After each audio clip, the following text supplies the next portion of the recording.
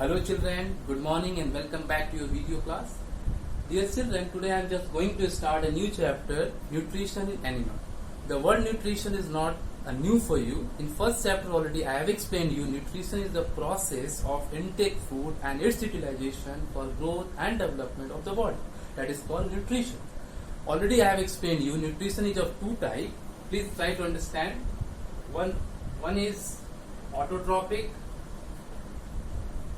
mode of nutrition, another one that is heterotrophic mode of nutrition. Autotrophic means what? Autotrophic is the process of nutrition during which the green plant makes their own food with the help of sunlight, carbon dioxide, water, and of course the chlorophyll, the green pigment which is present in green plant. So because of all the combination, the autotrophic mode of nutrition is possible. So only the green plants can perform the autotrophic mode of nutrition. But what about the animals and non-green plants? So they are performing the heterotrophic mode of nutrition. Heterotrophic mode of nutrition means the dependence mode of nutrition in which the non-green plants, including the human being, other animals, due to lack of chlorophyll, they are unable to perform the process of photosynthesis, and that's why they are doing heterotrophic mode of nutrition. So in this chapter our main focus will be on nutrition in animal, means heterotrophic mode of nutrition. So dear children, try to understand. So heterotrophic mode of nutrition can further be classified into holozoic mode of nutrition, the second one that is parasitic, the third that is saprophytic mode of nutrition. So you have, what is meaning of holozoic? You have to know first. Holozoic mode of nutrition that involves the intake of food, conversion of that complex food into simpler form, and after conversion, absorption of nutrient from the simpler food. That involves the holozoic mode of nutrition. Human being is also doing the holozoic mode of nutrition.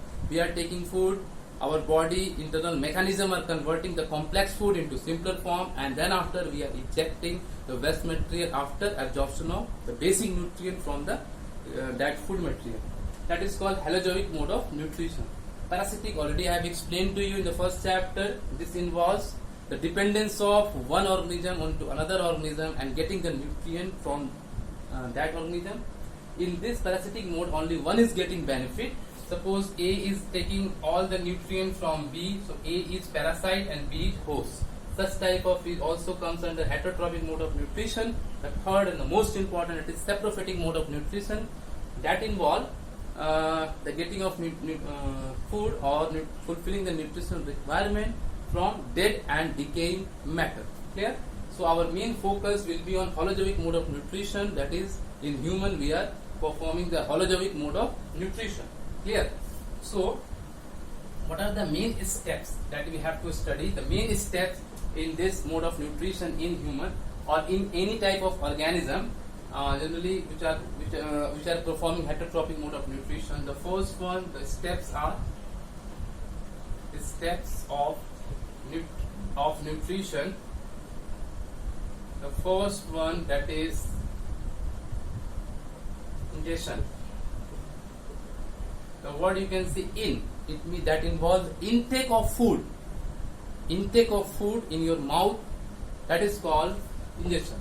This is the first step, intake of food. The second step after intake of food, we have to convert the complex food into simpler form under the process that is called digestion. The second step is digestion. This involves the conversion of complex food material into simpler form.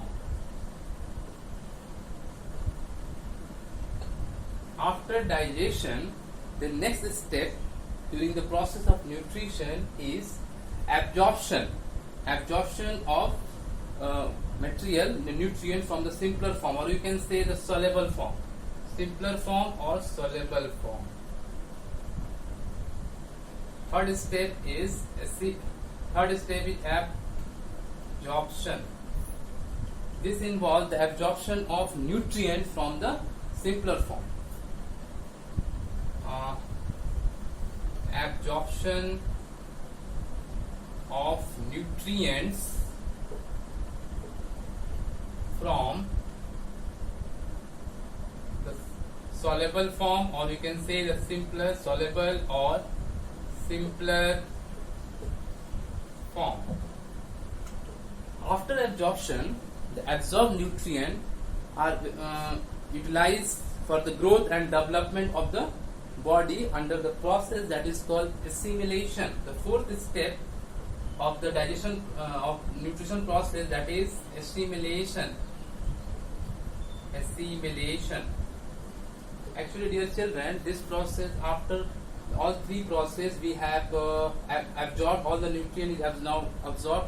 These nutrients are utilized by the body for development of protoplasm. So we can write utilized, or you can write in this way: the nutrients are utilized for development of body protoplasm. Clear?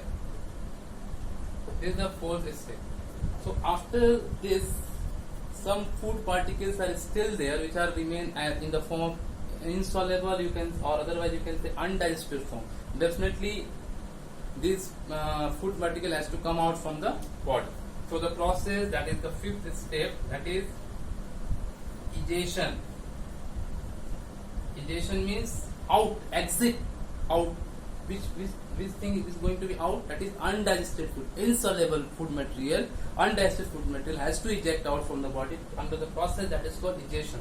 So this involves the removal of undigested